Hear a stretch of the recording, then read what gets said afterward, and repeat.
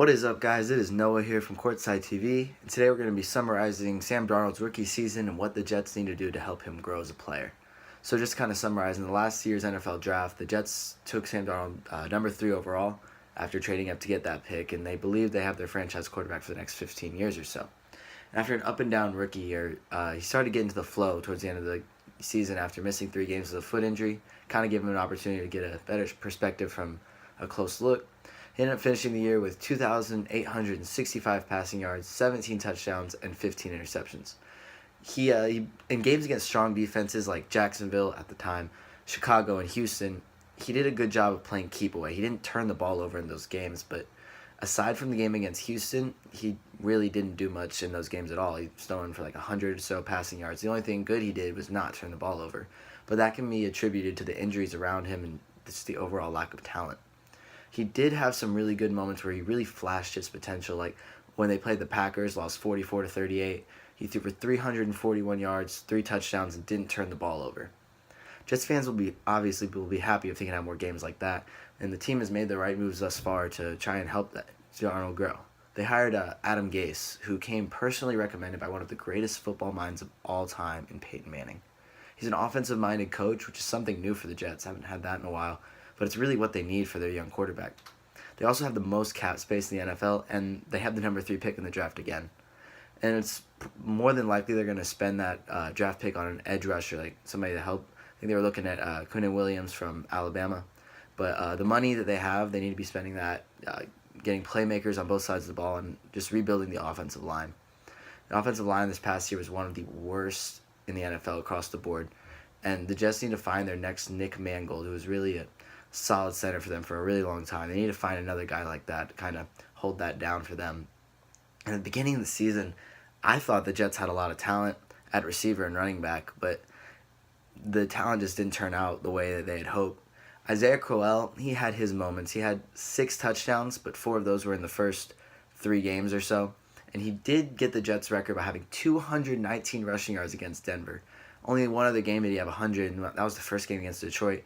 But that was about half of his yards for the whole season, which doesn't really get much done. That was before he got hurt and he got shut down. And Bilal Powell was pretty consistent when he was healthy, but again, he suffered a season-ending and possibly career-ending neck injury. It took them, as far as wide receivers, it took Robbie Anderson and Sam Darnold a while to get it going, but once they did, they kind of clicked, and that I really like that because Robbie Anderson had a spectacular year, not this past season, the season before, with Josh McCown at quarterback. He's really able to get him in his spots, but Darnold was doing a lot of check downs to Quincy Enunwa earlier in the season, which didn't really fly and didn't really fit with Robbie Anderson's play style. But once Darnold started getting his confidence going, he was able to really get him in positions that he liked, which, again, Quincy Enunwa, good for about 5 yards at a time, but not much outside of that, which was helpful at the beginning just to get Darnold's confidence going. But and then the other wide receivers, they had Terrell Pryor, just didn't really pan out, didn't get much playing time. He ended up getting cut. And then Jermaine Kearse just had one of his worst seasons as a pro.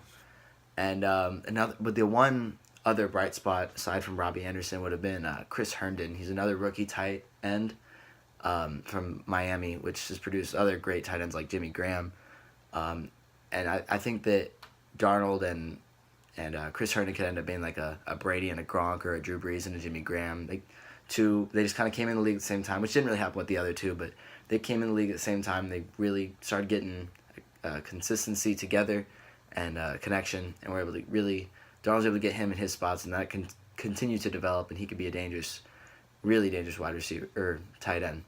But the Jets' defense really didn't do much to help. Aside from Jamal Adams and maybe Leonard Williams, the defense was just broken down with injuries and a lack of talent altogether, so they didn't really help the Jets get good field position either. But the lone bright spot on the team was the special teams. We had Andre Roberts and the GOAT, Jason Myers. Both of them ended up being Pro Bowlers, which was 2 of our 3 Pro Bowlers, along with MVP Jamal Adams. So if the Jets can fill those holes that they have, Darnold will be able to continue to grow, get his mistakes out of the way early on, so that he's already got that great football mind. So despite being a rookie, he did have that mind, was leader on the field. 2 moments in the season that really showed his potential were against the Lions and against the Bills.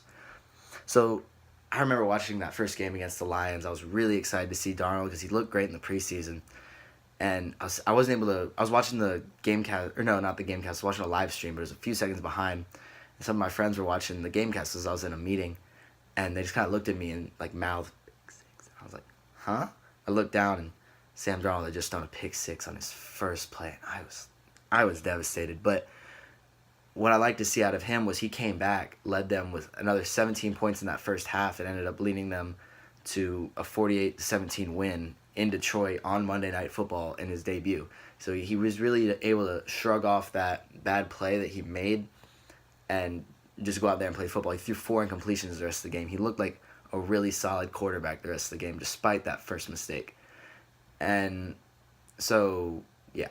And then against Buffalo, Darnold just came back missing 3 games with his foot injury, down 20-13 in the red zone.